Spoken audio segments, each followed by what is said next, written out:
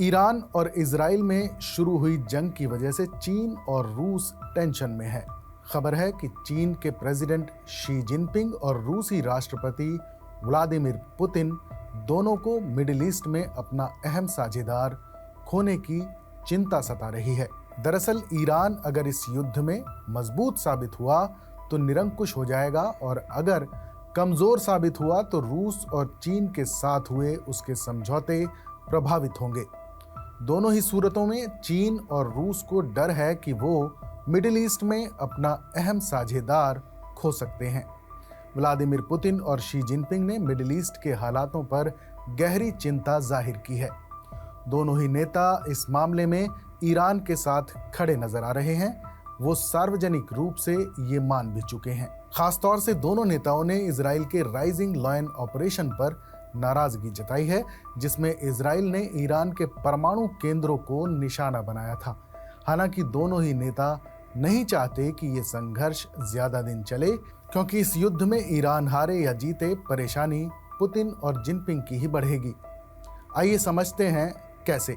तो पहली चिंता तो इस बात को लेकर है कि मिडिल ईस्ट में अमेरिका के वर्चस्व को कौन चुनौती देगा। रूस और चीन की पहली चिंता यही है कि अगर ईरान कमजोर होता है तो मिडिल ईस्ट में अमेरिका अपना वर्चस्व और बढ़ाएगा। ईरान अगर कमजोर होगा तो दोनों देश अपना ऐसा अहम साझेदार खो देंगे जो इस इलाके में अकेले अमेरिका के वर्चस्व को चुनौती देता है। पुतिन सीरिया में असद शासन के अंत के साथ पहले ही एक साझेदार खो चुके हैं, जहां रूस की मजबूत सैन्य उपस्थिति हुआ करती थी। इजराइल के राष्ट्रीय सुरक्षा अध्ययन संस्थान में चीन और मिडिल ईस्ट की एक्सपर्ट तुविया गेरिंग के हवाले से द टेलीग्राफ ने लिखा है कि ईरान और रूस पश्चिमी देशों के वर्चस्व को चुनौती देने में साझेदार हैं। दोनों देश एक दूसरे से सीखते हैं और अपनी आबादी के लिए तकनीकें भी साझा करते हैं। पुतिन और जिनपिंग की दूसरी चिंता है ईरान के परमाणु कार्यक्रम को लेकर। रूस यूक्रेन युद्ध के लिए ईरान लगातार ड्रोन सप्लाई कर रहा है।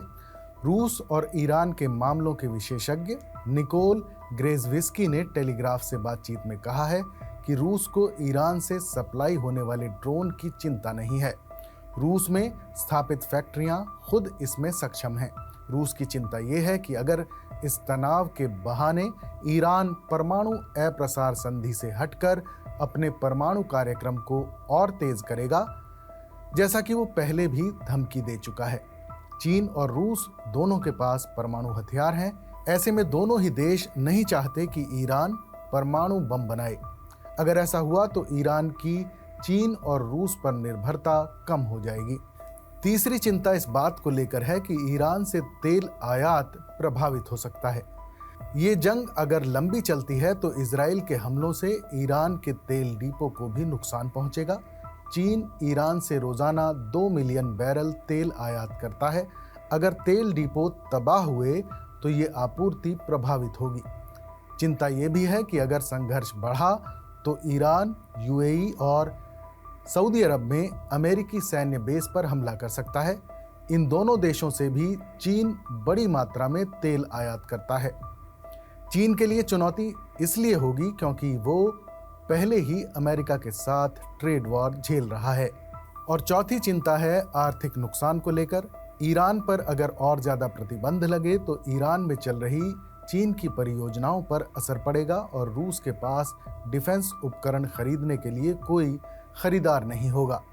इससे दोनों ही देशों को आर्थिक नुकसान होगा।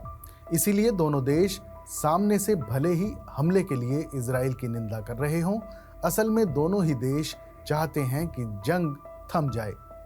फिलहाल ईरान और इजराइल के बीच शुरू हुई इस जंग को रुकवाने के लिए रूस और चीन कितने बेचैन हैं, इसका अंदाजा इस बात से लगाया जा सकता है कि पुतिन ने संयुक्त राष्ट्र के परमाणु निगरानी बोर्ड की एक इमरजेंसी मीटिंग बुलाई है।